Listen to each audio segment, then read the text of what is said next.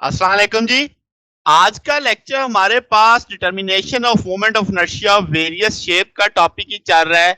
इससे पहले हम रॉड के लिए, डिस्क के लिए, रिंग के लिए, स्फीयर के लिए moment of inertia find out कर चुके हैं। तो आज का जो टॉपिक है वो है कि हमने मोमेंट ऑफ इनर्शिया निकालना है about the axis of symmetry of a cylinder. यानी एक सिलेंडर होगा आपके पास, उसका मोमेंट ऑफ इनर्शिया। तो यहाँ पे दो हिस्सों में मैंने टॉपिक को रखा है। एक दफा सिलेंडर को हम हॉलो सिलेंडर लेंगे, एक दफा सॉलिड सिलेंडर के लिहाज से, यानी दोनों केसेस को देखेंगे कि हॉलो सिलेंडर का मोमेंट ऑफ इनर्शिया कितना होगा और सॉलिड सिलेंडर का मोमेंट ऑफ इनर्शिया कितना होगा। तो शुरू करते हैं जनाब। मेन टॉपिक हो गया हमारे पास moment of inertia about the axis of symmetry of a cylinder. आपको यहाँ पे एक हॉलो सिलेंडर दिख रहा है, यूनिफॉर्म है, इसकी लेंथ आपके पास एल है, दो रेडियस आपको दिख रहे हैं। एक आपके पास इनर रेडियस R1 है जो आपको एक डॉटेड लाइन में अंदर से दिख रहा है, एक बाहर आउटर रेडियस है जिसे मैंने R2 का नाम दिया है। ठीक है।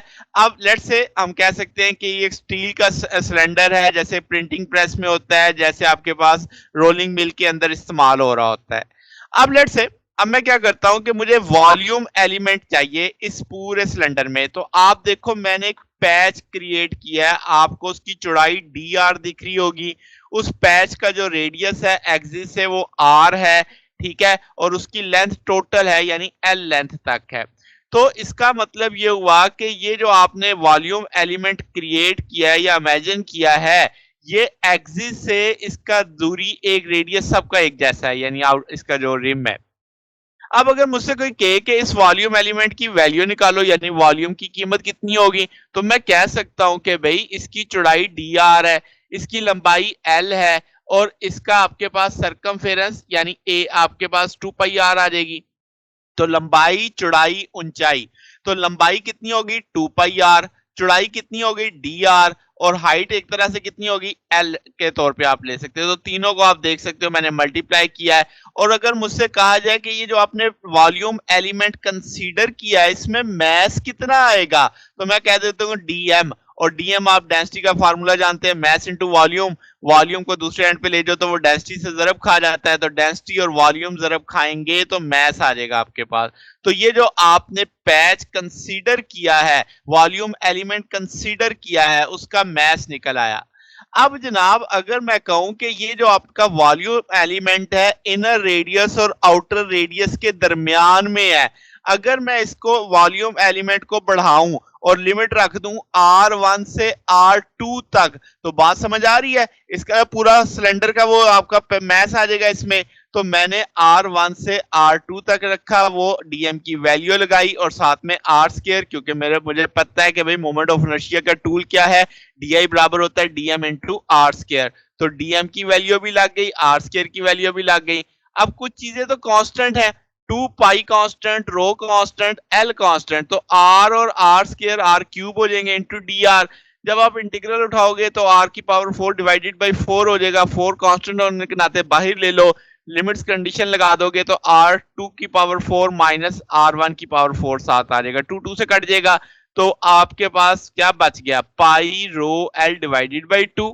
और चूंकि ये आपके पास R2 की पावर 4 है माइनस R1 की पावर 4 है, तो क्या मैं इसे इस तौर पे लिख सकता हूं कि R2 की पावर 2 माइनस R1 की पावर 2 स्क्वायर कह लो, प्लस R2 का स्क्वायर प्लस R1 का स्क्वायर, यानी A square minus B square का जो कंसेप्ट होता है ना, A plus B A minus B, उसी सोच पे इसे लिख दिया गया।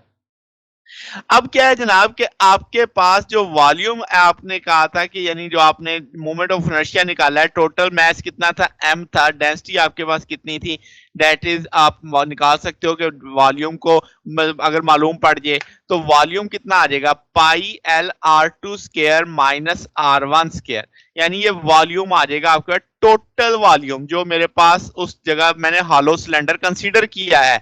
यानी कि आपके पास पाई, और आपको नजर आ रहा है कि भाई आपके जब वैल्यू लगाई तो पाई एल, और ये दोनों रेडियाई का जो डिफरेंस था स्क्वायर के लिहाज से आ गया। तो जनाब अब आपके पास क्या हो गया कि अगर मैं कहूं टोटल मैस कितना होगा, तो इस वॉल्यूम को एम से जरब दे दूंगा, तो rho pi L R2 square minus R1 square आ जाएगा।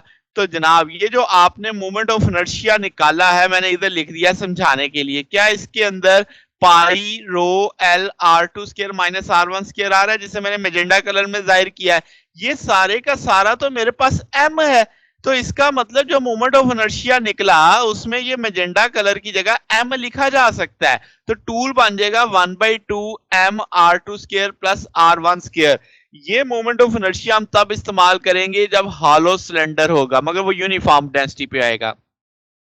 अब अगर सिलेंडर सॉलिड हुआ तो इसका मतलब अंदर तो कोई खाना खाली नहीं होगा, यानी R1 वाला रेडियस 0 हो जाएगा, सिर्फ R2 रेडियस बचेगा जिसे हम सिर्फ R कह सकते हैं। तो यही टूल कैसे लिखा जा सकता है 1/2 mr स्क्वायर।